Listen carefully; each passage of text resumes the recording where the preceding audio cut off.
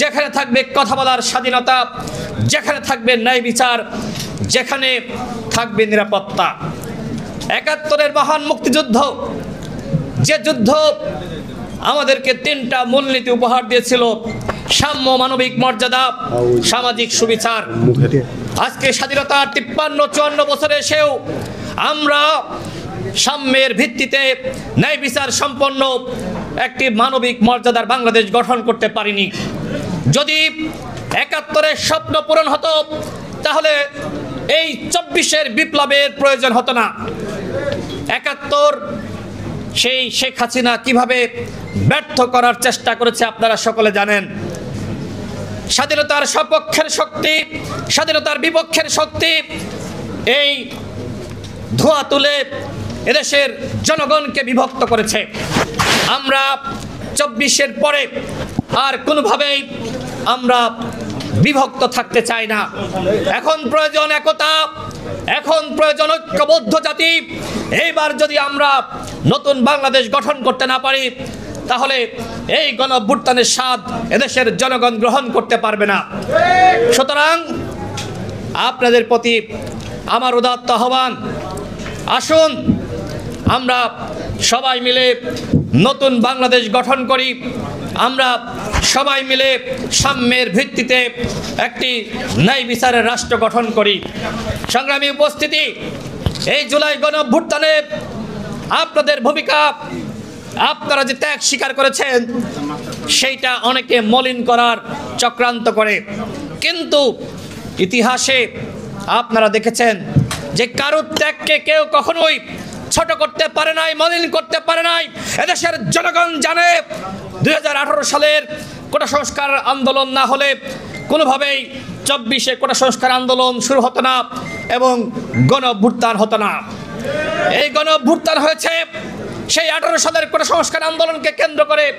সে সময় আমাদের নেতৃবৃন্দ আপনারা দেখেছেন কিভাবে জেল, জুলুম, রিমান্ডের নির্যাতনের শিকার হয়েছে। এখানে উপস্থিত আছে ডাকসুর ভিপি নুরুল হক নূর। সেই লাইব্রেরির সামনে ৩০শে জুন কিভাবে তাকে সহ হাসান আল মামুন, ফারুক হাসান, এখানে যারা উপস্থিত আছে তাদেরকে ছাত্রলীগের হায়না বাহিনী নির্মম নির্যাতন করেছিল। সেই সময় ঢাকা বিশ্ববিদ্যালয়ের একজন শিক্ষকের পা পর্যন্ত নুরুল হক নূর জড়িয়ে ধরেছিল। প্রথম আলোতে সেই ছবি এখনো পর্যন্ত আছে। এই যে নির্মম ইতিহাস, এইখানে ফারুক হাসান আছে, তাকে লাইব্রেরির সামনে, এবং একই সাথে শহীদ মিনারে ২ জুন কিভাবে তাকে নির্মম নির্যাতন করেছিল সবাই দেখেছেন। এখানে আমাদের শাকিলুজ্জামান, এখানে আবু হানিফ থেকে শুরু করে আব্দুল জাহের, ফাহিম উপস্থিত আছে। সেই সময় ২০১৮ সালের কোটা সংস্কার আন্দোলনের নেতৃত্ব দিয়েছে জনাব হাসান আল মামুন। সংগ্রামী উপস্থিতি, আমরা কি শুধুমাত্র ১৮-এর আন্দোলনের নেতৃত্ব দিয়ে আমরা থেমে গিয়েছি? ২৪-এ আমাদের কোনো ভূমিকা নাই?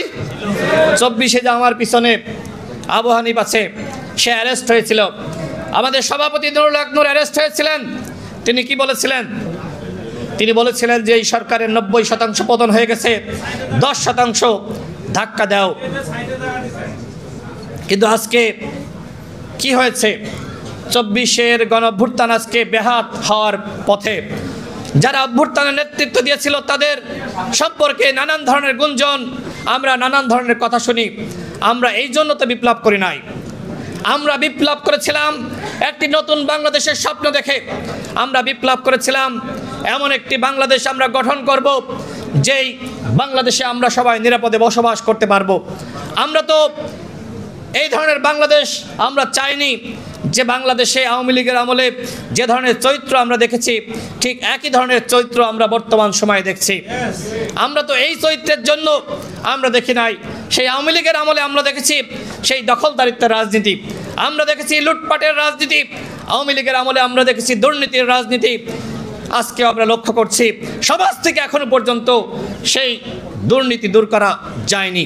বন্ধুগণ, এদেশের সবথেকে বড় সমস্যা দুর্নীতি। সেই দুর্নীতি যদি সমাজ থেকে দূর করা না যায় তাহলে এই সমাজের কোনো পরিবর্তন হবে না। হাসিনা পালিয়ে গেছে দিল্লিতে, কিন্তু